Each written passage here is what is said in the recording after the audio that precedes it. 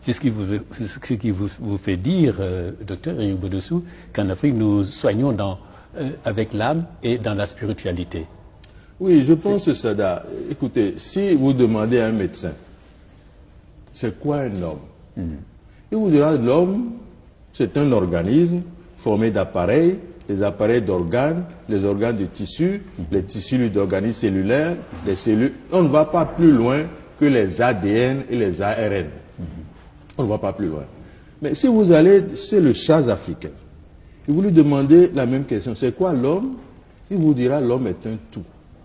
Un tout en rapport avec tout ce qui est terrestre, extraterrestre, voire cosmogonique.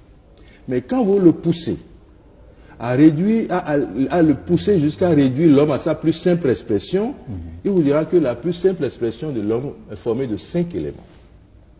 Le physique, le psychique, le moral, l'âme et l'esprit. Le physique lui-même est formé de 2 physiques.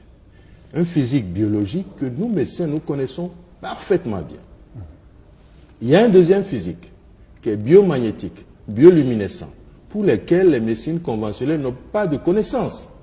Et croyez-moi, j'appartiens aussi à ce qu'on peut appeler des organisations internationales qu'on appelle Association internationale énergie et vie. Et nous sommes des parascientifiques qui nous retrouvons de temps en temps. Et croyez-moi, nous mettons même en place des appareils qui peuvent quantifier l'énergie, qui peuvent à travers les mesures de votre énergie faire des diagnostics précis et soignés. Donc, cet aspect, deuxième élément du corps, est méconnu par la science conventionnelle. Le deuxième élément, le psy, je l'appelle, excusez-moi, la poubelle de la médecine conventionnelle. Je suis aussi médecin, c'est ma poubelle. Parce que vous êtes adulte, vous savez que vous êtes malade.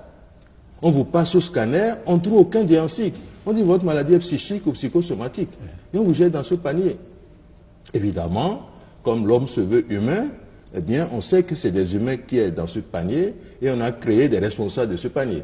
C'est les psychiatres, les psychologues, tout ce qu'on connaît, mais qui retombent dans l'erreur du système en donnant à ces malades psy des comprimés, des piqûres. Ça n'a pas d'effet psy. Le troisième élément, c'est le moral. Le moral, c'est un peu ce qui nous différencie des animaux. Sada. De tout ce que Dieu a créé, seule la nature humaine est capable de méchancer sans raison.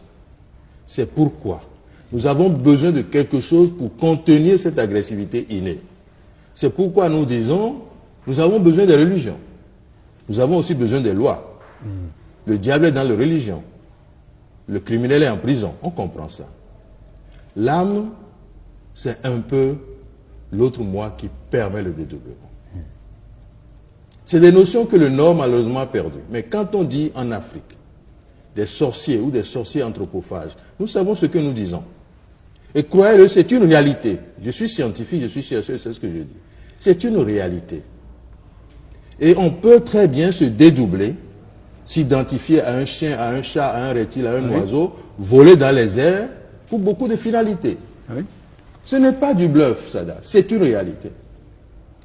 Le cinquième élément qui est l'esprit. Là, je suis obligé de développer un peu plus parce qu'il y a beaucoup de confusion au niveau du Nord de ce qu'on appelle esprit. Nous avons beaucoup de types d'esprits. Des esprits du feu, des esprits de l'air, de l'eau, du Kumbalamba, tous ces trucs de terre, etc. Non.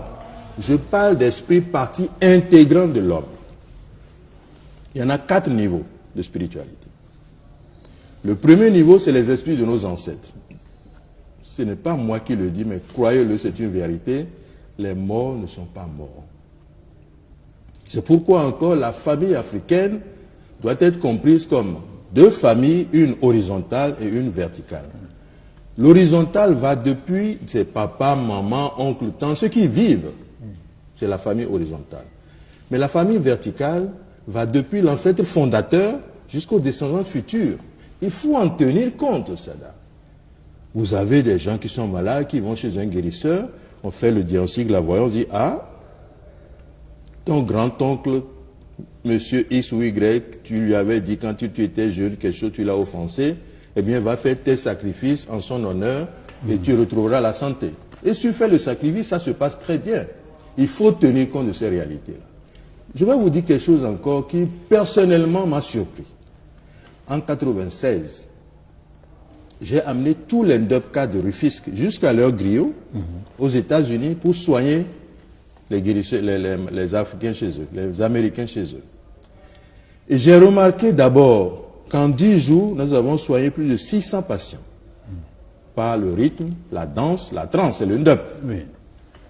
Mais ce qui est aussi extraordinaire que je ne savais pas, c'est que quand vous faites un rythme lébou, c'est des types de Noirs américains qui tombent en transe.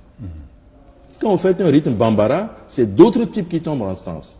Ça veut dire que 5 siècles, parce que l'esclavage quand même, ça dure maintenant 5 siècles. 5 siècles n'ont rien changé dans ce qui est la vie de ces Noirs américains. Et par le rythme, on peut savoir moins d'où ils viennent, à peu près. Donc je pense qu'il y a un premier niveau de la spiritualité qui est les morts ne sont pas morts, la spiritualité de nos parents. Deuxième niveau, c'est un certain nombre d'esprits qui impulsent à notre planète la rotation, la giration.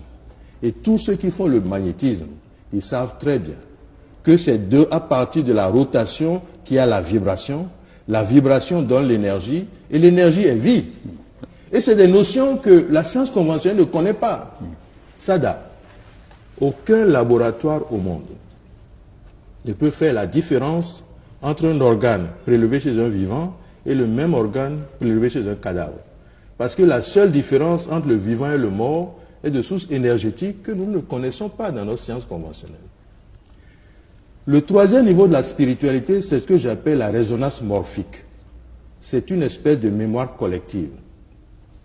Je défie n'importe quel scientifique de prouver que quelque part dans notre tête, il y a un centre de mémoire. Non.